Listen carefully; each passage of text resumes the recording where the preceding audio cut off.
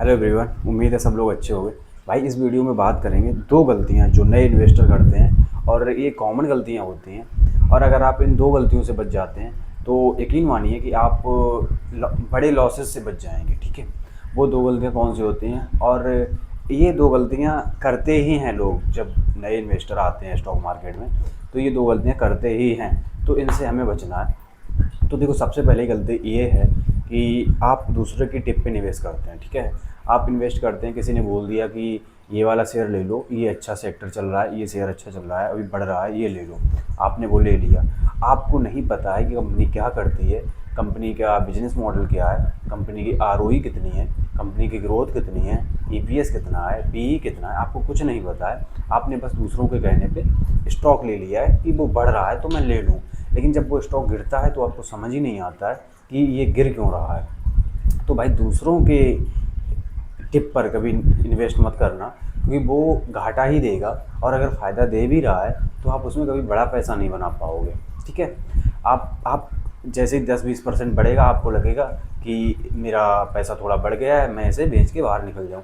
आपको समझ ही नहीं आएगा कि आपको कब तक रखना है। तो ये गलती नहीं करनी है, आपको खुद कंपनी के बारे में पढ़ना है। जैसे आप किसी सजेशन ले सकते हैं, जैसे किसी ने बताया कि ये स्टॉक लेना है, तो हाँ ठीक है, वो देखेंगे, हम उसके बारे में पढ़ेंगे कि कंपनी क्या करती है और इसके फ्यूचर और प्रोस्पेक्टस क्या हैं, कंपनी का आरओई कितना है। अगर हमें अच्छी लग रही है तो हम लेंगे, अगर हमें अच्छी नहीं लग रही है तो हम नहीं लेंगे। सिर्फ इस वजह से कि सामने वाले ने बोल दिया कि ये कंपनी अच्छी कर रही है, हम उसमें अपने 10-20-50 हज़ार या लाख 2 लाख रुपए लगा दें। ऐसा नहीं होना चाहिए। अगर आप ऐसा करते हैं तो आपका मतलब आप घाटा करेंगे ही करेंगे, ये मैं गारंटी से कह सकता हूँ। ठीक है, दूसरा ये है कि हम जल्दी पैसा बनाने के चक्कर में रहते हैं। मिड कैप और स्मॉल कैप कंपनियाँ जो ₹2, ₹4, ₹10 के शेयर होते हैं, हम उन्हें ले लेते हैं। हमें लगता है कि ये शेयर सस्ते शेयर हैं, और जो 1000, 2000, 3000, 4000 के शेयर एक शेयर मिलता है वो महंगे शेयर हैं। देखो, इस पर मैंने वीडियो पहले ही बना रखी है, पीई रेशियो वाली, आप उसे देख लो, आपको समझ आ जाएगा कि कौन सा शेयर सस्ता होता है और कौन सा महंगा होता है। और ये जो डिसाइड करते हैं लोग कि ₹2 वाला शेयर सस्ता है और 2000 वाला शेयर महंगा है, ये ऐसा नहीं होता है। ठीक है, वो आप पीई वाली वीडियो देख लो।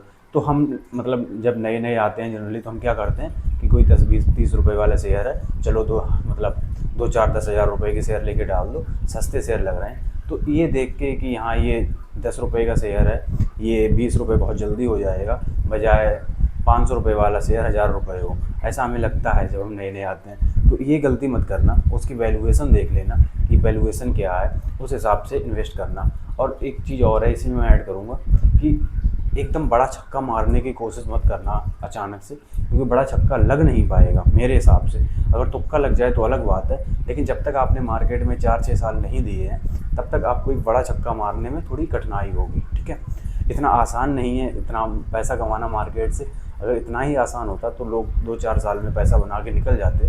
कोई दुनिया में नौकरी नहीं करता। ठीक है, तो हाँ पैसा बनाना है, लेकिन वो एक समय के बाद बनता है पैसा। एक एक टाइम आपको देना पड़ता है मार्केट को, आपको मार्केट को समझना पड़ता है, उसके बाद वो पैसा बनता है जो मल्टीबैगर वाला होता है। उससे पहले अगर आपका बन रहा है तो या तो मेरे हिसाब से वो लक से बन रहा है, या फिर आप एक्स्ट्रा ऑर्डिनरी हैं, इसके अलावा कुछ नहीं। ठीक है, तो आप जब 3-4 साल 5 साल दे लेते हैं, आप 2-4 मल्टीबैगर देख लेते हैं, आप उनको एनालाइज करते हैं कि ये यार मल्टीबैगर क्यों बने, क्या ऐसी क्वालिटी थी इस कंपनी में, क्या किया इस कंपनी ने, क्या अर्निंग बढ़ी, क्या आरओई रही, तब आपको समझ आता है कि आगे आने वाली कंपनी जो है वो क्या मल्टीबैगर बन सकती है या नहीं।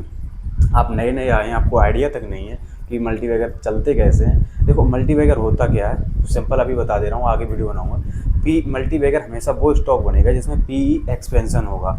अगर 10 का पी 50 चला जाए और अर्निंग 2 गुना हो जाए, तो 5 गुना तो पी बढ़ गया, और अर्निंग 2 गुना होगी, 10 गुना आपका पैसा बन गया। तो ऐसे करके बनता है। ये बेसिक कॉन्सेप्ट है, बट ये थोड़ा समझने वाला है। मुझे ये समझने में 2-3 साल लग गए कि ये यार ये मल्टीबैगर बनता कैसे है। ठीक है, मल्टीबैगर कुछ नहीं होता, बस पी एक्सपेंशन मिलता है और अर्निंग 1-2-3 गुना बढ़ जाती है, बस ऐसे ही मल्टीबैगर बनता है। जो 50-50 गुना स्टॉक बढ़ते हैं, मल्टीबैगर बनते हैं, वो चलो किसी आगे वीडियो में बताऊंगा। वो सिर्फ अर्निंग की वजह से नहीं बनते हैं, उनमें पी एक्सपेंशन होता है। अगर किसी स्टॉक की अर्निंग 10 गुना हुई है और पी एक्सपेंशन भी 10 गुना हो गया है, तो वो स्टॉक 100 बैगर बन गया भाई। ₹1 की चीज़ 100 गुना हो गई, समझ रहे हैं आप। सिर्फ 100 गुना अर्निंग हो जाए कि किसी की अर्निंग ही 100 गुना होगी तो वो स्टॉक 100 गुना बना, ऐसा बहुत कम होता है। तो ऐसे भी मतलब एक्सपेंड होके मल्टीबैगर बनता है। तो ये 2 गलतियों से बच के रहना। बाकी का मैं वीडियो वगैरह बनाता रहूँगा भाई, बेसिक बातें करूँगा, बेसिक फंडामेंटल की बातें करूँगा, कंपनी के बारे में भी बातें करूँगा धीरे धीरे। अभी थोड़ी ये बेसिक वीडियो बन जाए, तो अगर वीडियो अच्छे लग रहे हो तो थोड़ा लाइक फाइक कर लो, और जो भी करना है शेयर यार कर लेना, ठीक है। चलो फिर मिलते हैं किसी और वीडियो में, तब तक के लिए थैंक यू।